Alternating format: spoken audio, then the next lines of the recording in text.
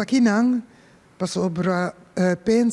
diretiva de pensa acaba de otorgar nos petição na parlamentário Marlon Snake e Otami Tomasia para reconhecer o mês de julho como dia nacional de comemoração. Para que o mês de julho passou na ano 1863, rei Willem III na Holanda a decretar que entrante para o mês de julho de ano a abolição de esclavitud lo vai ter efeito para inteiro o reino. Então, nós quer para Aruba, governo de Aruba, oficialmente também reconhecer o mês de julho como dia de comemoração. Ahorita vir dia histórico, passou hobby biar nossa mira de diferentes ocasiões, grupo nang ta celebrar o hecho de comemorar 1 de julho. Nós aqui na Suriname tá festa grande, tá dia livre oficial, que tá pone luz riba e hecho de uma ng ancestro ng abing. Então, me quer que movição aqui está duna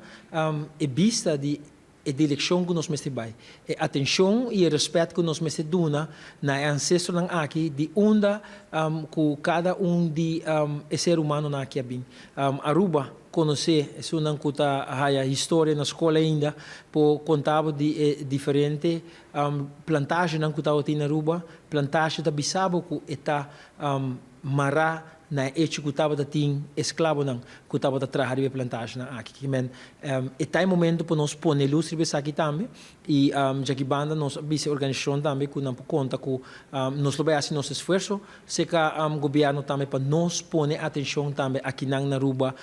ribe parte aqui de nossa história e 1 de julho aqui para nós pôr luz riba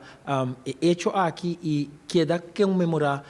e gente não aqui que estava até para mim que nós que awe nos porta aqui não. Tawak awe agora entregar para nós reconhecer 1 de julho e para mim como educador essa aqui tá algo muito importante para sobre nós mestres a nossa história quem a luta para nós e o momento não histórico que tem nós para onde nós está awe e nós não logra que nós tem awe pero essa aqui agora lograr em nos passado e em julho tá momento que nós tabisa nós rende não por sa nos origem de onde nós sabem e duna não reconhecimento que na mestre tem para sobre a luta largo e para nós estar e assim e logro não que nós temos em nossa cultura ave a bem com o luchamento so do de outro gente não tem passado.